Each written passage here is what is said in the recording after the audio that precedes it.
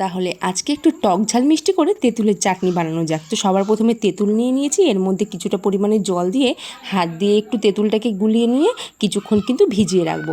তারপরে তেঁতুলের যে এক্সট্রা যে বীজগুলো আছে সেগুলো কিন্তু হাত দিয়ে চিপড়েই কিন্তু এগুলো ফেলে দেবো, এগুলো আর কোনো কিন্তু কাজে লাগবে না। আর তোমরা চাইলে ছাঁকনি দিয়েও ছেঁকে নিতে পারো। তো আমি হাত দিয়েই এভাবে কিন্তু চিবড়াগুলো তুলে নিচ্ছি। তারপরে দেখো কত সুন্দর আমাদের তেঁতুলের পাল্প রেডি হয়ে গেছে। তারপরে একটা কড়াইয়ে অল্প সাদা তেল দিয়ে দিলাম 5 ফোড়নের জন্য। তারপর সেই তেঁতুলের পাল্পটা দিয়ে দিয়েছি, আর এর মধ্যে দিয়ে দিলাম পরিমাণ মতন আখের গুড়।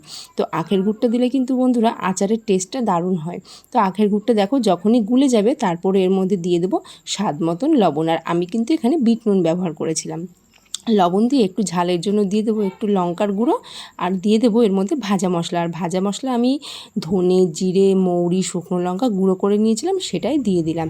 দিয়ে তারপর এটা ভালো করে গুলিয়ে নিয়ে, তো দেখো এইভাবে যখন টেনে যাবে আমাদের আচার কিন্তু একদম রেডি হয়ে গেছে। আর এটা কিন্তু টক ঝাল মিষ্টি দারুণ হয়েছিল খেতে। তো তোমরা অবশ্যই একবার বাড়িতে ট্রাই করো। আর এই গরমের দিনে এরকম আচার হলে তো বন্ধুরা জমে যাবে পুরো।